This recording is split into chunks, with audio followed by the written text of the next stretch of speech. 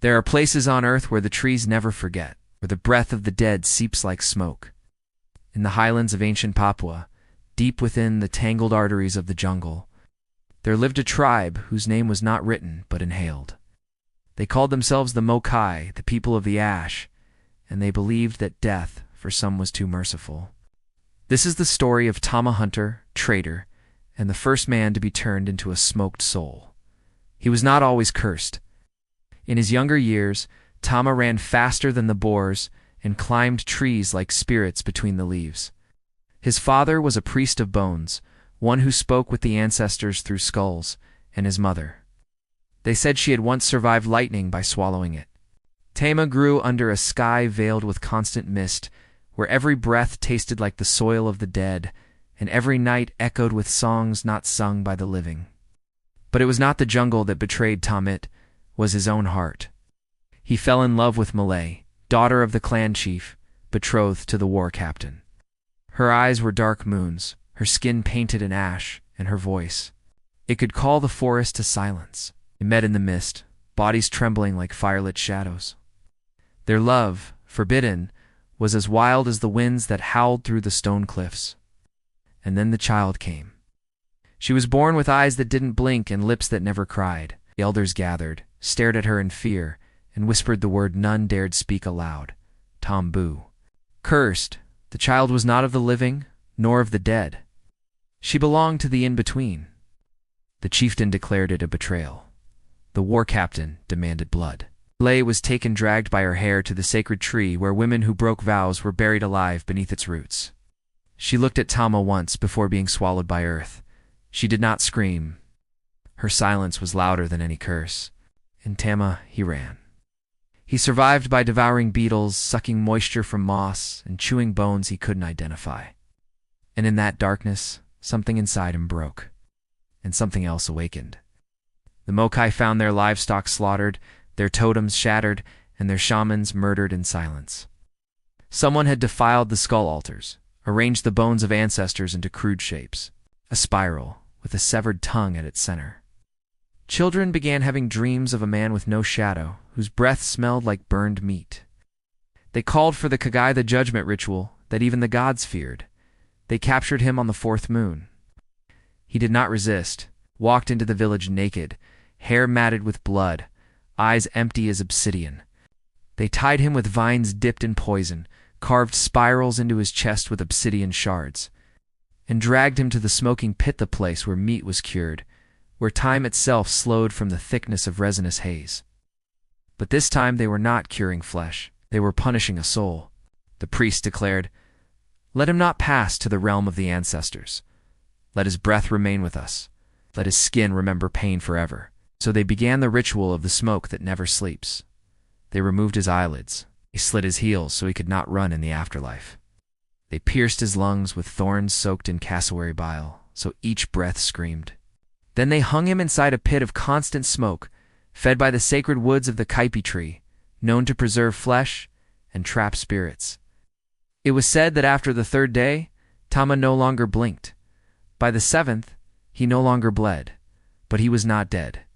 The skin grew dark, taut like ancient leather, his tongue blackened, his hair fell like ash, but his heart pulsed faintly. Elders whispered that they could still hear him breathing very slowly between each shift of the wind. And when the ninth day arrived, the priest stepped close to the pit and whispered, "You are now one of us. Forever." The body was mounted upright, set inside the cliff walls overlooking the village. His smoked face stared down on the generations that came after. The children were told, "If you lie, Tama hears. If you steal, Tama sees. And if you love the wrong person, Tama waits." But the truth is darker. Some say that the smoked ones still move. Years blurred into one another like smoke curling in a cave. The village changed, new children were born. Old leaders turned to bone, but Tama remained. Perched upon the cliff like a crow made of ash, his smoked figure watched every ritual, every transgression, every death. And though he did not move, his presence grew heavier with each season. The villagers whispered of strange things. Chickens laid black eggs when passed under his gaze. Rain avoided the cliff for months, and once a boy dared spit toward Tama's shrine. That night the child screamed himself hoarse, clawing at his own throat, crying of a black figure whispering in a voice made of burning leaves. By morning the boy had no tongue. But the most terrifying stories came from the smoke keepers, those tasked with maintaining the sacred pit. Every day they descended into the smag-choked hollow to feed the fire with more kaipi wood, to burn resin and herbs that clouded the senses and blurred the lines between life and death. Many returned coughing blood. Some never returned at all. One smoke keeper, a man named Iro, carved warnings into his skin before he vanished. He does not sleep. They said Tama's chest moved once a year, like a breath being taken in, and never let out. The village began to unravel under the weight of this curse-made flesh. The elders tried to distract the people, built new altars, sang louder prayers, but the jungle always returned to him. Even silence seemed to echo his name. Then came Akia. She was born with a thin, silver film over her eyes and a heartbeat that pulsed in reverse. Her mother bled for 7 days before giving birth. Her father drowned 2 weeks after. Akia grew quiet and watchful, drawn to the cliff like a moth to fire. The villagers called her Tama, daughter of the smoked man, but she wasn't his daughter. She was something worse. At 10, she began entering the pit without permission, sitting beside the shrine for hours, face stained with soot and sap. She never coughed, she never cried, she simply listened. At 12, she began to dream. She spoke of caves full of blinking eyes, voices speaking backward, of blood dripping upward. The most chilling of all, she spoke of Tama, of what he thought, what he remembered. What he wondered. He doesn't hate us, she told the elders once, voice low and calm. He just wants to finish the sentence. They laughed nervously, offered her fruit, burned incense, prayed harder. But inside, they feared her, because Tama had never spoken, not once, since the day of the ritual. And now, suddenly, he was speaking. Through her. By 14, Akia was different. Her movements mirrored the wind, her speech rhythmic and eerie. She could imitate voices perfectly, even ones of the long dead. The smoke no longer clung to her, it followed. Wherever she walked, it slithered like a loyal pet. And still, she spent hours with Tama, whispering to his hollowed face, cleaning the cracks in his leathery skin, gently brushing soot from his eyebrows with a woven feather brush. Some claimed they saw his eyes glisten. Others swore his lips parted once, ever so slightly, when Akia sang. Then the disappearances began again. First, a hunter went missing, then 2 children. Their bones were never found, but the spiral symbol returned, drawn with blood and ash. Always at dawn, always facing the cliff, the high priest panicked. He ordered the pit sealed, the shrine to be burned, Akia to be cast out. But as they prepared the firewood, a fog rolled in thicker than ever before, poured from the pit, like a beast exhaling after centuries of sleep. The birds stopped chirping. The trees bent toward the earth, from the smoke. A sound, not a scream, not a growl. A word, soft, hoarse, ancient, Akia. The villagers fled. The priests dropped their torches, but Akia did not move. She stood there, barefoot in the soot, eyes unblinking, and replied, "I'm listening." That night the elders died in their sleep. All of them. Blackened tongues, smoke in their lungs, and over their huts, drawn in charcoal. The same spiral, broken in the middle like a mouth interrupted mid-sentence. No one spoke of sealing the pit again. From then on, Akia was called Mistwalker. Children bowed to her, hunters avoided her. Women left offerings outside her hut, charcoal, herbs, cracked bones, just to keep her satisfied. But no one truly knew what she was becoming, except Tama, or whatever was left of him inside that cured, cursed shell. Through her, he was breathing again. The jungle held its breath. The birds ceased their songs. Even the rivers murmured slower, as though reluctant to disturb what now stirred in the mists above the village. Akia, the Mistwalker, no longer walked among the people. She hovered just beyond their understanding. Not quite spirit, not quite child. And with every moon, her presence began to taste more and more like him. But what was he now? His body, if it could still be called, that remained fastened to the cliff? Skin blackened like burned bark, joints stiffened in the pose of eternal watching. Yet the villagers began to speak of new things. A second shadow behind them went alone, breath on their necks when no one was near, footprints made of ash beneath their beds, and always, always, the scent-thick, sweet, rotting smoke. One hunter returned from the forest raving, eyes wild with horror.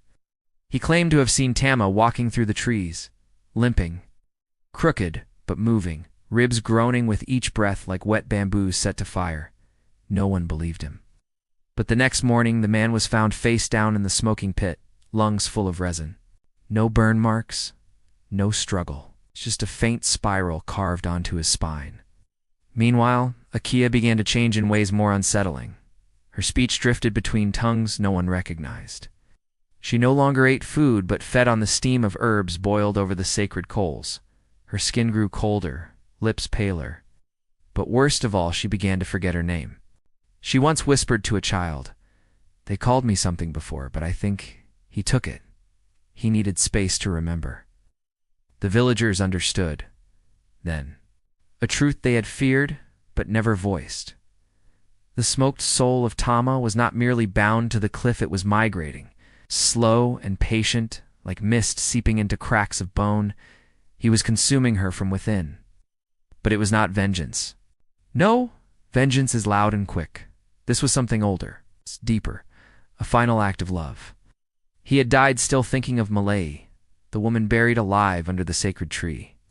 His final breath, stolen by the smoke, was never exhaled, and now it curled within Akia, growing stronger, shaping her from the inside out. At night, Akia began speaking in dreams into the dreams of others. She would appear beside sleeping elders, whispering riddles in two voices. One, high and hollow. The other, dry and guttural like wind scraping bone. In one dream, she showed a priest his own birth. In another, she made a young girl scream for days after showing her the shape of her own death. And through it all, the spiral grew. It was carved into trees, etched into river stones, formed in bird bones left in sacrificial piles. Children began drawing it in the dirt without knowing why. It wasn't a symbol anymore, it was a language, a vocabulary of smoke. The new chieftain, desperate and afraid, sent runners to the outer tribes, pleading for help, guidance, exorcism, anything. But the runners never returned. Only a single bundle of wet feathers arrived, tied with a vine. Inside, 3 tongues, all black, all bitten off. And one more spiral, this time scorched into human skin. The villagers began to unravel. Some fled, others went mad. Few tried to confront Akia with charms and knives, but the smoke defended her, curling from her mouth and eyes, hissing into their lungs until they wept black tears. A woman named Ori, once Akia's aunt, tried to poison her using crushed beetles mixed with bitter root. Akia drank it slowly, staring at her, then calmly vomited the mixture as steam directly onto Ori's face. 3 days later, Ori began choking on smoke only she could see. By morning, she was gone. Only soot remained in the shape of a woman kneeling, and yet not all feared her. Some began to worship. They called her the living shrine, the ever-breath. Offerings of bone, ash, and salt began appearing outside her hut. Men carved spirals into their own chests to show loyalty. A new song was heard in the village, a low, droning chant, not in any known tongue, a song of lungs without air, of skin without warmth, of love that curdled into curse. Still, Akia remained silent, observing, dreaming. But something inside her stirred more violently now. One night, the moon rose, blood-colored, and a storm unlike any before roared through the valley. The river turned black with ash. Lightning struck the sacred tree where Malay had been buried. And in the howling wind, those who listened closely heard the impossible. 2 voices crying, one in agony, one in joy. That night, Akia stood at the edge of the cliff, barefoot in the storm, hair braided in bone. Her eyes glowed faintly, like embers inside a dying fire. She placed a single hand upon Tama's smoked face and whispered, "Come home." And for the first time in 40 years, the smoked corpse moved. When the smoked corpse of Tama moved, the earth beneath the village groaned as if mourning the return of something it had once rejected. His head tilted, vertebrae cracking like brittle branches. His arms black and rigid, unhooked from their restraints with the ease of breath long held. The spiral carved into his chest pulsed faintly red, then black, then red again. And Akia watched it all, not in fear, but with a softness that felt older than memory. The villagers did not run. They did not scream. They knelt. Yes, because in that moment, they understood.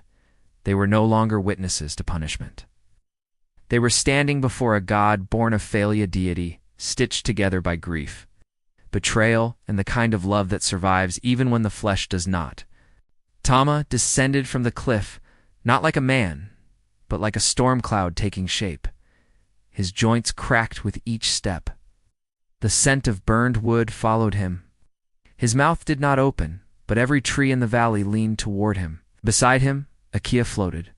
Her feet no longer touched the ground. Her voice, when it spoke, echoed with two tones, hers and his, layered like smoke over blood. "We are not here to be worshipped," she said. "We're here to remember." And they did. They walked to the sacred tree, the one under which Malay had been buried decades ago. Its roots had thickened with rot, its bark wept sap that smelled like decay. The earth around it was silent. Not a single bird dared cry. Kia placed her hand on the trunk, and Tama fell to his knees. He did not weep. The smoke no longer had tears.